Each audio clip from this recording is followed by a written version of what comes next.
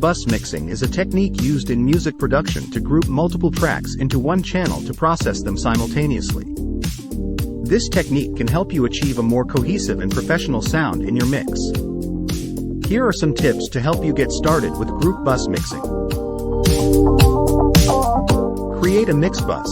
The first step in group bus mixing is to create a mix bus. This is a way of routing multiple tracks into one channel to process them simultaneously.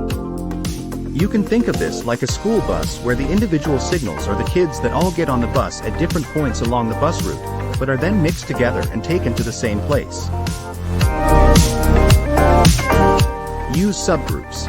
Subgroups, also known as submixes or aux tracks, are another way of grouping tracks together in your mix. They allow you to process multiple tracks in a uniform way and can be used for things like drums, vocals, or guitars. Be mindful of levels. When using group bus mixing, it's important to be mindful of levels.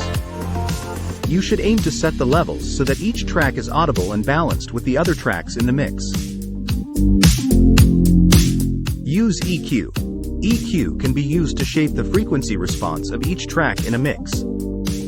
You can use EQ to cut out unwanted frequencies or boost certain frequencies to make each track sound better in the mix.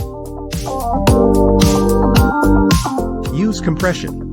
Compression can help control the dynamic range of each track in a mix. You can use compression to make quiet parts of a track louder and loud parts quieter, which can help create a more consistent and balanced mix.